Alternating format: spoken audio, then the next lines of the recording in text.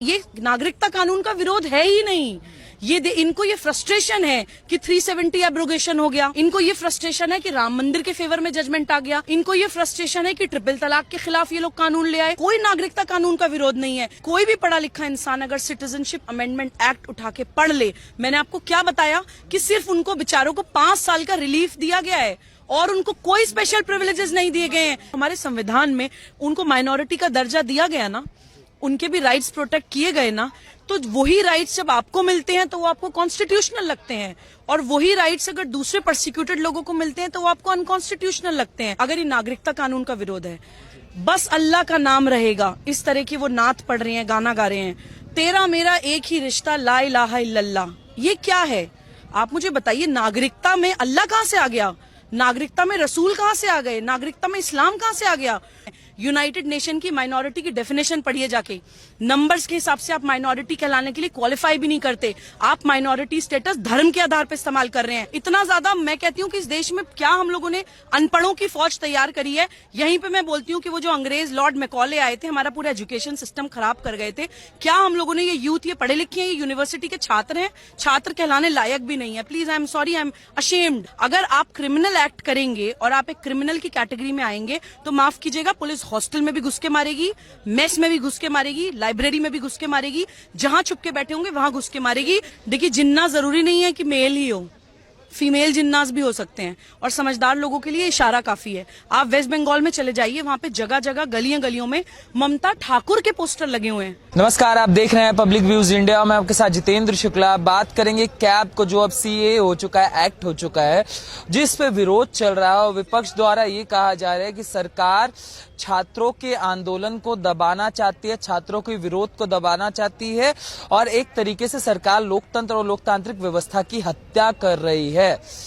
और आखिर कैब का विरोध किस लिए किया जा रहा है, क्या कारण है, क्या इसके पीछे सारी चीजें हैं, और विरोध इतना बढ़ जाता है कि कुछ आपने नारे सुने होंगे सोशल मीडिया पे। इसी पे चर्चा करने के लिए इस समय हमारे साथ सुप्रीम कोर्ट की माननीय वकील सुबोही खान मैम जुड़ी हुई हैं। मैम से जानेंगे मैम किस तरीके से देखते हैं जो आर्टिकल वॉयलेशंस कहा जा रहा है, इस पे भी चर्चा करेंगे मैम से। मैम, सबसे पहले आपका बहुत बहुत धन्यवाद हमारे साथ जुड़ने के लिए। मैम, ये जो सारी चीजें हो रही है, कहा जा रहा है कि छात्रों की आवाज दब रही है। जितेंद्र, देखिए, हर इशू पे हम लोग मोस्टली इसी चीज पे आके बात करते हैं कि पॉलिटिकल पार्टीज हर चीज को लोकतंत्र की हत्या हो रही है, ये अनकॉन्स्टिट्यूशनल है, इस तरह के वर्ड्स। कुछ लोग आके अपने अवार्ड वापस करने स्टार्ट कर देते हैं। अभी हमने जस्ट देखा, अभी भी जस्ट रिसेंटली अवार्ड वापसी गैंग भी आ गया है। तो देखिए, जो आपने टॉपिक पूछा उस पर मैं आने से पहले थोड़ा सा बैकग्राउंड देना चाहती हूँ कि दो चीजें साथ साथ चल रही हैं। एक है एनआरसी, जो कि है नेशनल रजिस्टर ऑफ सिटीजन्स। उसका मतलब ये है कि इस देश के कौन लीगल नागरिक हैं और कौन लीगल नागरिक नहीं है, और इस देश के लीगल नागरिक अगर आप नहीं हैं तो लीगल नागरिक बनने की क्या प्रोसेस है, वो मेंशन्ड है इंडियन सिटीजनशिप एक्ट में। अब यहाँ पे मैं आपको इसलिए बता रही हूँ कि जो सिटीजनशिप अमेंडमेंट बिल जो आया था, जो अब कानून बन गया है, सिटीजनशिप अमेंडमेंट बिल इसलिए आया था कि पाकिस्तान, बांग्लादेश और अफगानिस्तान की 6 परसिक्यूटेड माइनॉरिटीज को हम लोग इस देश की नागरिकता देंगे। धर्म के आधार पे नहीं, पंथ के आधार पे नहीं, परसिक्यूशन के आधार पे, कि जिन लोगों का मानवाधिकार हनन हो रहा है, ह्यूमन राइट्स वायलेशन हो रहा है, वो तीनों कंट्रीज जिनकी हम बात कर रहे हैं वो मुस्लिम बहुल कंट्रीज हैं, तो वहां पे नेचुरली परसिक्यूशन मुस्लिम्स का नहीं हो रहा है।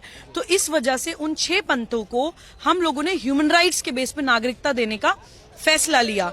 अब ये वाला जो प्रावधान है, ये सिटीजनशिप अमेंडमेंट एक्ट में ही आना था। सिटीजनशिप अमेंडमेंट एक्ट में पांच तरीके हैं कि आप कैसे इस देश के नागरिक बन सकते हैं। इस पे कोई बात नहीं कर रहा है। ये मैं आपके चैनल के माध्यम से सबको बताना चाहती हूँ कि आप किसी भी पंथ को, किसी भी फेथ को बिलोंग करते हो, अगर आप इंडियन सिटीजन नहीं है और आपको इंडियन सिटीजन बनना है, इस देश के नागरिक होने के सिटीजनशिप एक्ट के हिसाब से 5 तरीके हैं। पहला होता है बाय बर्थ, यानी कि जब जन्म, अगर आपका जन्म हुआ इस देश में तो आप इस देश के नागरिक हैं। एक होता है बाय डिसेंट, यानी कि वंश, अगर आपके पेरेंट्स भी इस भारत में जन्मे हैं तो भी आप इस देश के नागरिक हैं। तीसरा होता है बाय रजिस्ट्रेशन, पंजीकरण, कि कुछ भी नहीं है लेकिन आप फिर भी नागरिकता लेना चाहते हैं इंडिया की, तो आप प्रॉपर्ली लीगल प्रोसेस के थ्रू फॉलो करिए, अप्लाई करिए, अपने डॉक्यूमेंट्स दीजिए, रजिस्ट्रेशन के थ्रू आप नागरिक बन सकते हैं। एक होता है नेचुरलाइजेशन, यानी प्राकृतिकरण। इसका मतलब होता है कि अगर आप पिछले 11 साल से इस देश में रह रहे हैं तो भी आप नागरिकता के लिए अप्लाई कर सकते हैं। लास्ट होता है अधिग्रहण, कि यानी कि भारत ने अगर किसी क्षेत्र की सीमा को अधिग्रहित कर लिया है तो उनको भारत की नागरिकता मिल जाएगी क्योंकि वो पार्ट हमारी कंट्री में आ गया। तो ये जो सिटीजनशिप अमेंडमेंट एक्ट में जो ये अमेंडमेंट हुआ है, जो हम परसिक्यूटेड माइनॉरिटीज को जो नागरिकता देने की बात कर रहे हैं, वो हम नेचुरलाइजेशन वाली कैटेगरी में देने की बात कर रहे हैं, प्राकृतिकरण। यानी कि अगर आप इन 6 पंथों के अलावा और किसी भी पंथ को बिलोंग करते हैं तो आप पिछले 11 साल से अगर इस देश में रह रहे हैं तो आप नागरिकता के लिए अप्लाई कर सकते हैं। सिर्फ उन लोगों को एक रिलीफ दे दिया गया है कि 11 साल के बजाय अगर आप परसिक्यूटेड माइनॉरिटीज हैं इन 3 देशों के, तो आप अगर 5 साल से भी रह रहे हैं तो आप नागरिकता के लिए अप्लाई कर सकते हैं। सिर्फ इतनी सी उनको रिलीफ दिया जा रहा है ह्यूमन राइट्स के बेस पे। आपके लिए वो टर्म 11 साल है, उनके लिए वो टर्म 5 साल है। सिर्फ 5 साल का जो उनको रिलीफ दे दिया जा रहा है, उसके ऊपर इतना बड़ा बवाल इस देश में क्यों हो रहा है, मुझे ये समझ नहीं आ रहा है। क्योंकि देखिए, ना तो ये धर्म से रिलेटेड कोई बात है। जो लोग ये बोल रहे हैं कि आर्टिकल 14 का वायलेशन है, आर्टिकल 14 जो होता है वो होता है इक्वालिटी बिफोर लॉ, यानी समानता का अधिकार सब नागरिकों को।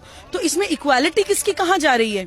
जो आर्टिकल 14 में रीजनेबल क्लासिफिकेशन का क्लॉज है कि उचित आधारों पे आप क्लासिफिकेशन कर सकते हैं। इस पे मैं आपको एक एग्जांपल दे देती हूं कि 1947 में जब हमारे देश का पार्टीशन हुआ था और कुछ चंद मुसलमान बाय चॉइस यहाँ पे रुक गए थे, तो क्योंकि वो उस वक्त नंबर्स में कम थे, तो उनके ह्यूमन राइट्स को बचाने के लिए, ताकि उनका परसिक्यूशन ना हो, हालांकि हम लोगों की भारतीय संस्कृति में वायलेंस नहीं है, बट स्टिल उनका परसिक्यूशन ना हो, हमारे संविधान में उनको माइनॉरिटी का दर्जा दिया गया ना, उनके भी राइट्स प्रोटेक्ट किए गए ना। तो वही राइट्स जब आपको मिलते हैं तो वो आपको कॉन्स्टिट्यूशनल लगते हैं, और वही राइट्स अगर दूसरे परसिक्यूटेड लोगों को मिलते हैं तो वो आपको अनकॉन्स्टिट्यूशनल लगते हैं। ये दोगलापन मुझे इन लोगों का समझ नहीं आता है। आर्टिकल 15 की दुहाई देते हैं कि डिस्क्रिमिनेशन नहीं होना चाहिए धर्म के आधार पे। धर्म के आधार पे तो ये है ही नहीं।